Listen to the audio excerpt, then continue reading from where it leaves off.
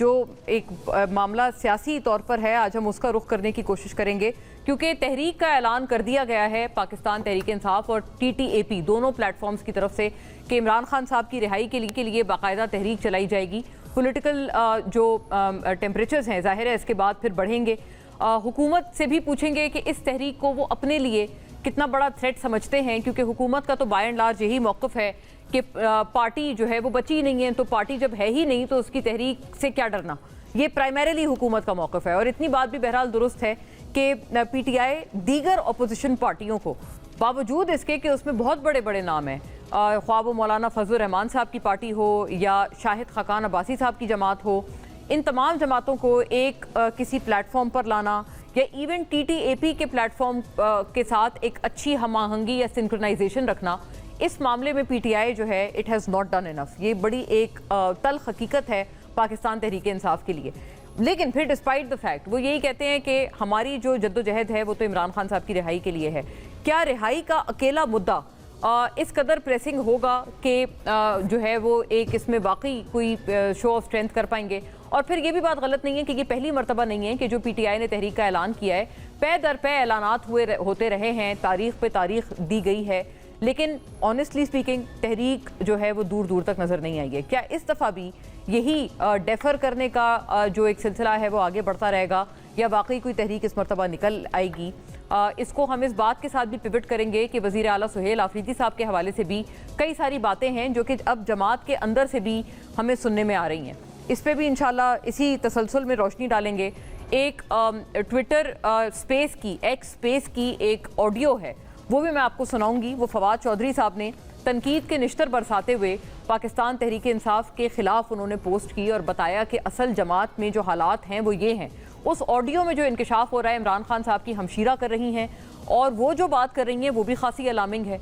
उस बात को अगर हम सच माने, हमारे पास ऑडियो है, हम चला देते हैं। बताएं, ऑडियो है तो ऑडियो प्लीज़ चला दें। जी, ये सुन ले नाजरीन एग्जैक्टली क्या हाल है और हम जो खान साहब की हमशीरा हैं वो क्या बात कर रही हैं। अभी सेमिया तोड़ने का तो हमारे तक नहीं आया था। हाँ, और जहाँ आप कह रहे हैं कि ये बिल्कुल हमें, ये नौरीन को पता है कि इनको बड़े लोगों ने कहा, आगे हमें इंफॉर्मेशन दी कि आपके लोगों ने ही आपकी मुलाकातें बंद कराई हैं, कि आपके लोग ही नहीं चाहते कि आप जाके मुलाकात करें और कोई इंस्ट्रक्शन है। हमें नहीं, हमें किसी ने डायरेक्टली, मगर इंफॉर्मेशन हमें ऐसे आती है।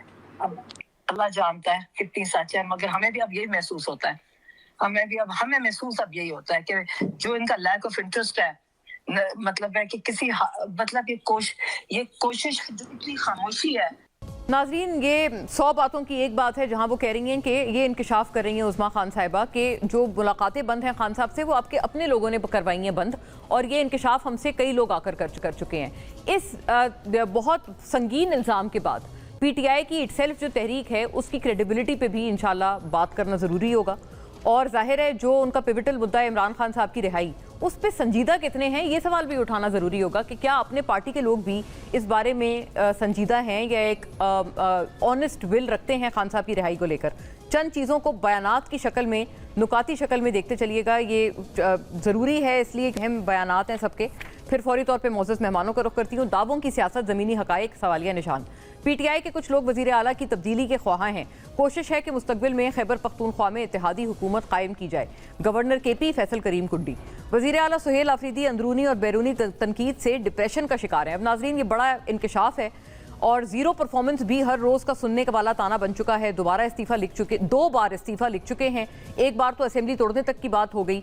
वो सूबाई वुज़रा जो बहती गंगा में रोज़ नहाते हैं, उन्होंने बड़ी मुश्किल से रोक लिया।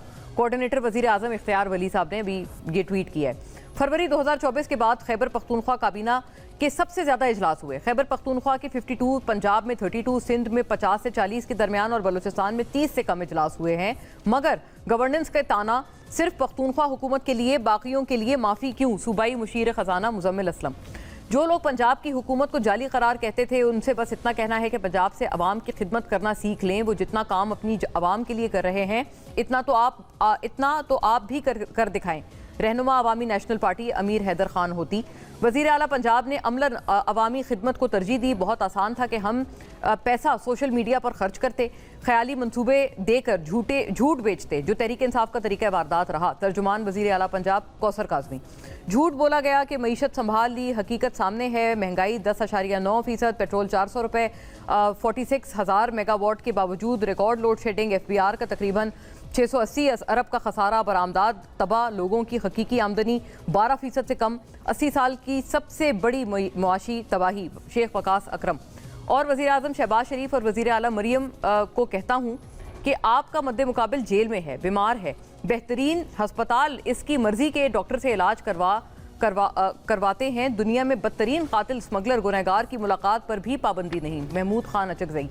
ओवर टू आवर गेस्ट नाजरीन, दोनों इतराफ़ से बड़े तंदो तेज़ किस्म के बयानात का तबादला है ये, और तमाम इतराफ़ की जो सियासी आरा है वो शामिल गुफ्तगू करते चलते हैं।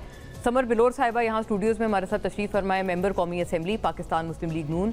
गवर्नमेंट का तमाम मौक़िफ़ हमारे साथ रखेंगी। खुश आमदीद आपको समर साहिबा।